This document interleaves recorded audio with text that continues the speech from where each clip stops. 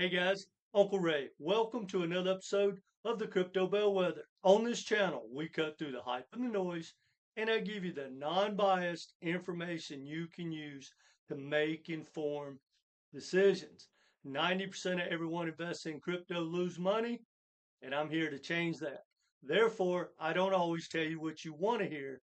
I tell you what you need to hear. And in this video, we're going to talk about 5 different tokens. Bitcoin, Ethereum, Solana, XRP, and Hyperliquid.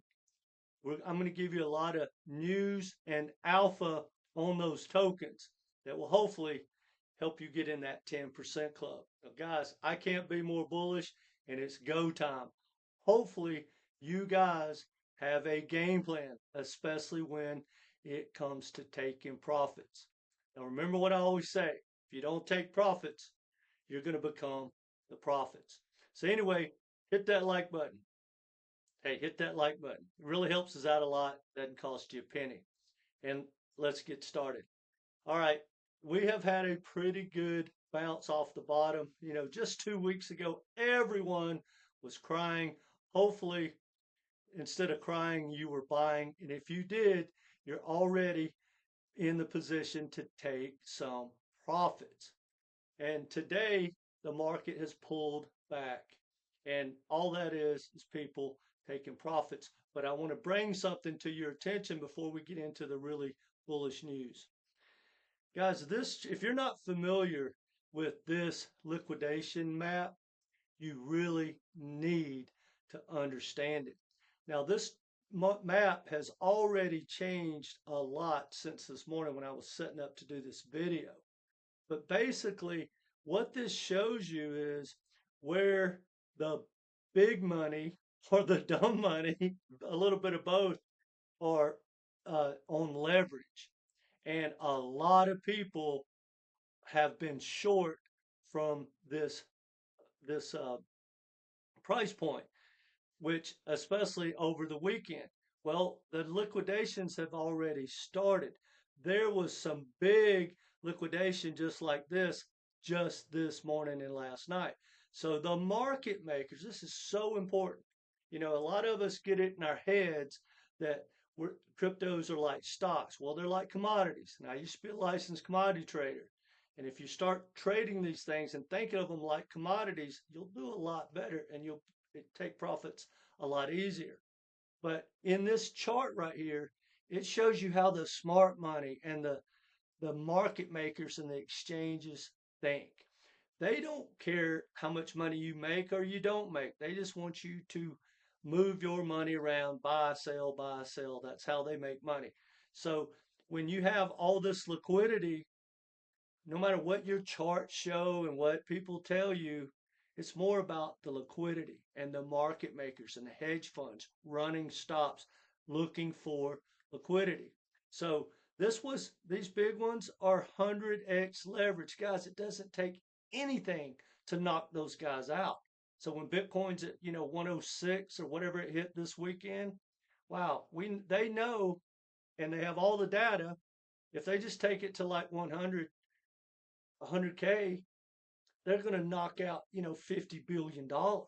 So they're going to do that. And that's an extreme, more like 5 billion. So what you can expect right here is them to keep going a little bit lower.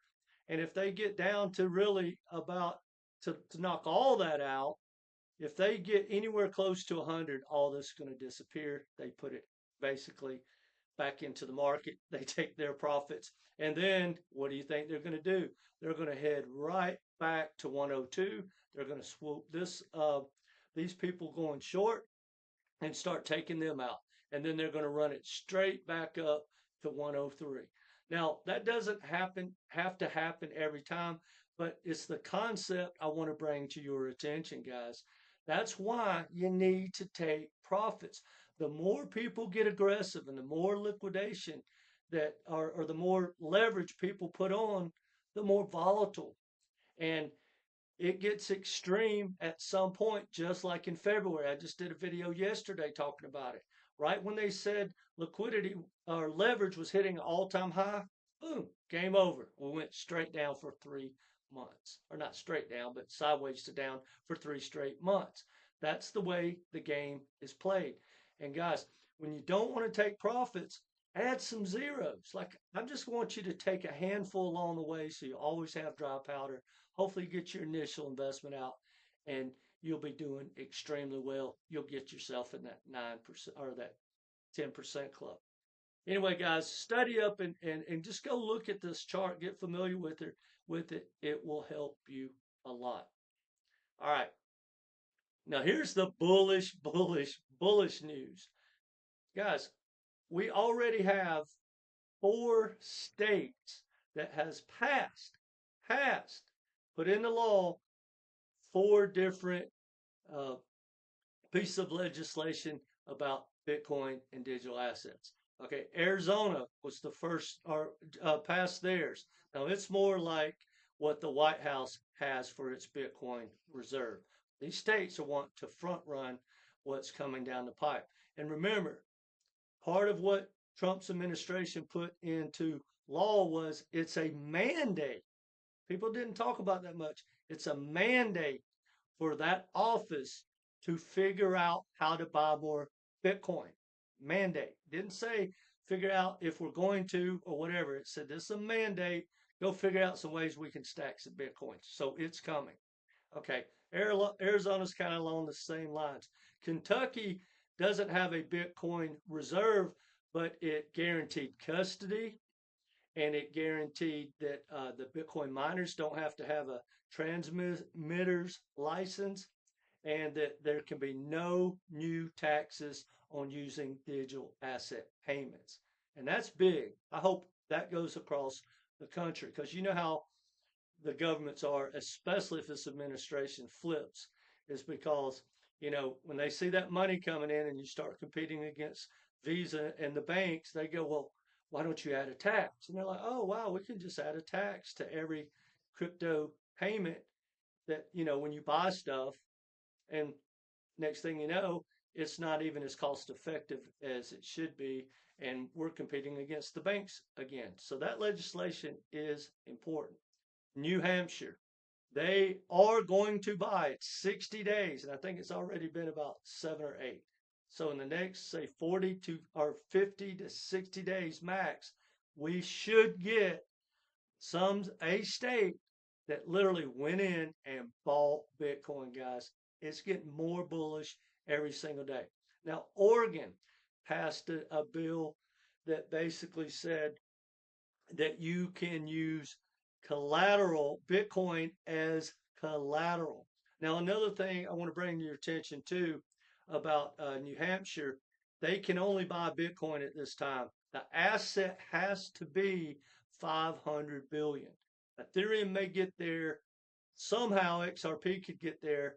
I'm talking about in this bull run, but the odds of them buying either one of those are slim or none because they probably understand either one of those will probably maintain the 500 billion mark in this bull run. So why would they buy it? And maybe in another 5, 10 years, 2 or 3 years, 5 years, it'll be more common, but keep that in mind. All right. I think this is bizarrely a good alpha for everyone because, guys, one thing that drives me insane in crypto is just the misinformation. Most people don't ever talk about tokenomics or market cap. And the people that do, they flat out lie. They don't understand math. They don't understand how it works with tokenomics. And any project, I'm here to tell you, this is a fact. Closest you're going to get to a fact in crypto, if any project has bad tokenomics, it can pump in the bull market. Anything can pump. But in the bear market, it's guaranteed to crash because they're going to keep getting dumped on and there's no one there to buy those projects. So for you hodlers, hold on. It really doesn't make sense, but hold on because if you own a project and you plan on holding it past this bull run, no matter how high it pumps, if you get a 5x, 10x, 20x on your favorite altcoin and it has bad tokenomics, which 99% of them do, it's coming back and it's probably going to drop just like every bull run 85, 95, 97, 99%. And most are never going to make a new all-time high after that. for whatever that's worth. But think about this, Alpha guys. This is very important. Ethereum just flipped Coca-Cola and Alibaba for market cap. Guys, that just shows you how high and how overvalued, in my opinion, altcoins are in the, say, the top 10. So I want you to think about that. When someone tells you something really stupid, like a top 5 or top 10, especially the top 5 project in crypto can do a 20x in this bull run, they're out of their mind. When you do the math and you start getting toward a $1 trillion market cap, there's only 10 companies in the world has ever been to a $1 trillion market cap, guys. So some of these idiots out there are telling you that some of these projects, and I'm not even going to mention the name because everybody knows what it is, that it can do a 10,000x from here. It would be worth more than Coca-Cola, Alibaba, Google, Microsoft, Apple, the Bitcoin combined, guys. It ain't going to happen. And if it does, it'd be so fast if you don't take any profits when these things start to get, you know, anywhere close to 500 million. If it can get anywhere close to $1 trillion, I can almost guarantee you it will not maintain that pump. It would be extremely brief. So think about that, guys. But that is extremely bullish. Now, since Ethereum launched its new protocol, it is 100% ever since that, a couple of weeks ago, now Ethereum is back to being deflationary. Guys, there's a difference. Bitcoin's deflationary, and so is Ethereum. So think about it. Just most projects are getting dumped on constantly. So even if it's going up and trying to pump, there's the big whales, the founders, and you know the insiders dumping on you, right? That's not the case in Bitcoin and Ethereum. And now that I said that, here was the biggest Bitcoin news, and I just forgot to add it. And I'm glad I thought about it. Guys, you know how we mine Bitcoin. Bitcoin's deflationary. I did a video on this yesterday, but I didn't quite understand it. Between BlackRock and MicroStrategy, they've bought up like 10 years of of Bitcoin mining. So it's going to be deflationary pretty much from here on out. Think about it. When you talk about a supply crunch or supply demand, which most of these projects have bizarre supply, and the demand, no matter what people tell you, is never going to get there. But that ain't the case with Bitcoin. That is so bizarrely bullish, it's not even funny. And Ethereum is going to really get deflationary if it starts to pump like $3,000, $4,000. And if it starts to make a new all-time high, man, it could get a good little boost. Now, it may go back to not being deflationary if things slow down in the bear market or whatever. But for this bull run, Bitcoin and Ethereum should do extremely well. I can't imagine Ethereum not hitting a new all-time high in this bull run. Now, here's the Solana bullish news. Guys, you know, Texas is an amazing state. And because of regulation, you got Tesla going out there. They're building all kinds of solar and everything. I mean, and they want to be the Bitcoin mining capital of the world. Well, BlackRock and what is it? It's not Fidelity. One of the other big players are building a new stock exchange in Texas. And they are going to tokenize the entire stock market. Well, a company called Superstate Opening Bell, they're the ones behind that. Well, they have partnered with Solana to tokenize that entire new stock exchange. So guys, that's extremely bullish. Now they plan on using Solana and Ethereum, but as far as adoption for Wall Street, guys, that is massively bullish. All right, for the XRP people who think I hate XRP, which I don't, I make a ton of money, not a ton, but I've made extremely good money shorting XRP pumps for whatever that's worth. I admire Ripple, but Ripple is not XRP. But here's some alpha that everyone needs to understand, and it pertains to XRP and Hyperledger. Now, this has not as much to do with XRP as to the alpha that comes from this type of information. All right, about 2 months ago, I don't know if y'all remembered, there was a whale who put down like a $6 million, I think it was 25x leverage on Ethereum. And they were saying, oh, he's tied to the Trump and all that. Well, who cares? But he made a killing. That same whale just put down all right at $6 million to buy 2x leverage XRP. So technically, they say it's a $6 million bet. It's technically a $12 million leverage bet, right? Now, the point about that is 2 points. They did it on Hyperliquid. Guys, I did a video on the projects that are going to make money because they make money. They'll make money for you. Hyperliquid has the big boys, the whales, like this guy, putting on massive trades. Hyperliquid makes an immense amount of money. So when you cut away the speculation on 99% of all these projects, they really don't have any value. No matter how much utility, they're commodities, right? Water doesn't have that much value. Lumber can't go up but so high. Same with gas or copper or anything. You don't get 20x on those. And if you do, it's a blink of an eye. That's why you need to take profits. But the point about that is when it relates to XRP and all altcoins is that leverage allows massive smart money to take profits. And if you think about it, guys, on any ecosystem, I mean, this is some good alpha, guys. Any ecosystem, when money comes out, no matter if you got dumped on by the foundation or if you got dumped on by a bank or a hedge fund or the market maker, that's money that you will not have access to that came out. So when the bull runs over, every ecosystem just had X amount of dollars of profit. Well, the 10% took from the 90 and the 1% took from all of us. This guy is a 1%er. So the point about that is he is not going to hold this trade for months. So this shows you volatility. Now, XRP has an immense amount of liquid. That's why I love to trade it, and I trade it constantly. It can handle even him pulling out $12 million in a blink of an eye.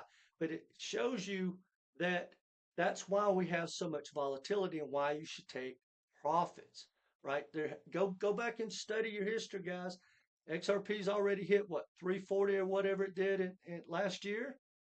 Most people didn't take profits, rode all the way down less than 50% of that. And now it's pushing back up. You could have took some profits, took a handful, took your initial investment out. And that's not an XRP lesson. That's an altcoin lesson. Whales are going to use leverage. They are going to dump. That's why at the end of this musical chairs, when it's game over, you're going to have guys with millions and millions and millions of dollars on 10x leverage. So when they have to cover, it's game over, guys. You need to take profits. Trying to catch that brass ring at the end. Good luck. And I say this with love. Now, guys, if you need some help with your portfolio, someone to look at it or get a how to get a game plan of how to take profits, how to compare projects. If you don't understand tokenomics, I do one-on-one coaching. I have 3 Zoom call package. I have a portfolio course that comes with a Zoom call where we go through your portfolio and answer those questions. I have a shorting course, which I think everyone should learn to do. That's where the money's going to be made. At least it works for me, especially with projects with bad tokenomics. And I expect to capitalize on that when this is all over. The bear market might be more profitable than the altcoin season. I hope that's the case. But because I make so much money shorting, not because we have a bad altcoin season. But anyway, guys, I also have an inner circle. If you have an interest in that, I'll leave a link down below. Reach out. That being said, guys, whether you take me up on this or not, do yourself a favor. Get a game plan, especially to take profits. And if you don't take profits, you're going to become the prophet. That's all I got for you guys. Let me know what you think in the comment section. Hit that like button. And no matter what, guys, come back and be part of this community. And guys, it's go time. Start paying attention. Start doing some real research. Start understanding tokenomics and market cap. It might save you. Guys, I don't want you to be in that 90% club. I want you in that 10% club. The reason there's so much money to be made in crypto is because the FOMO guys, the tribal people, the sheep, they're going to give it to that 10%. And the higher you can get into that 10%, the better. So just remember, when you're surfing around looking for someone to tell you what you want to hear, and you got a group of 10 buddies, 9 of you guys are going to get wrecked. That's not the 10% club. So pay attention to people that are honest and tell you stuff that maybe doesn't go with the herd. That's what Bellwether stands for. All right, guys, take care.